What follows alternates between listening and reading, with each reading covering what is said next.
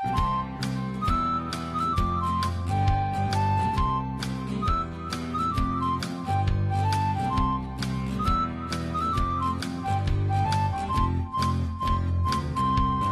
the Andy Griffith Show, Facts and Trivia, with your host, Bob Snap.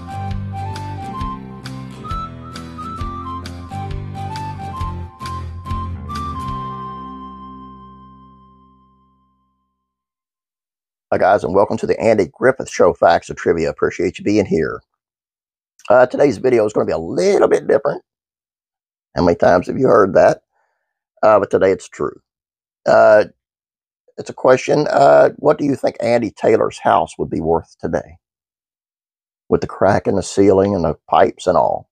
What do you think? Take a look. Andy Taylor owned his home in Mayberry on the Andy Griffith Show. House would be worth more than $250,000 today. That's not what Andy would have paid for it back in 1960. Andy Griffith Show continues to amass fans decades after the series' final episode aired. Part of the show's allure is the simple, homey, and comfortable feel of the fictional town of Mayberry, where Andy Taylor lived with his young son. Andy and Opie's house was featured on the show regularly, and while the abode was modest, it still felt comfortable. Do you know how much the home would be worth today, though? Well, let's find out. Mayberry was a fictional town, but it was based on Mount Airy, North Carolina, where Andy Griffith himself was born. Griffith wasn't just born in the tiny village, he spent his entire childhood there. Graduated from Mount Airy High School in '44. And if you never heard of Mount Airy, you aren't alone. The town nestled along the banks of the Arat River has a population of just around 10,000. The town's attractions mostly revolve around the outdoors, with green spaces and fishing spots dotting the landscape. Its biggest claim to fame, however, is still the Andy Griffith Show. If you didn't know you were looking for the town, you'd probably miss it. Mayberry was fictional, and so was Andy Taylor's home. Still, we have plenty of information about the property to determine its current value. Because the house Andy and Opie shared was regularly featured on the Andy Griffith Show, it had a good sense of the layout. The house had 4 bedrooms, 1 bathroom, a large kitchen, and a living room with a fireplace. The house wasn't exactly enormous, but it wasn't small either. Comparable properties in Mount Airy, North Carolina, which served as an inspiration for Mayberry, are currently selling for between $200,000 and $500,000. Depending on the acreage including with the house. According to Realtor, the average value of homes in the small town is $260,000.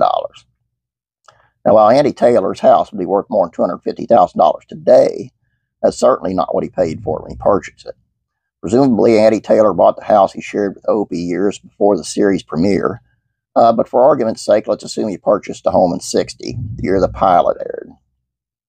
In 1960, the average home in North Carolina was valued at around $8,000. According to historical census of the housing tables, government documents show that a sheriff like Andy would have earned about $4,500 a year in North Carolina in 1960. Based on his historical data, Andy could easily afford the home he shared with his son on his salary.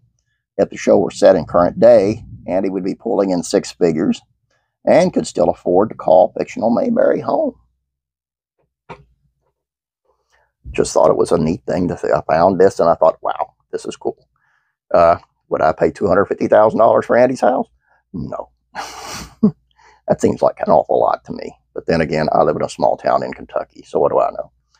That's all I have for you. Hope you guys enjoyed this. Please don't forget about classic country music facts and trivia, classic rock and country music facts and trivia. Classic TV facts and trivia. Today over there, it's on Gilligan's Island. So please check those out. Please subscribe if you haven't yet. And check out the Beverly Hillbillies facts and trivia. It's going to be a good one over there, too. Check them out. Have a great day. God bless. Be praying for you.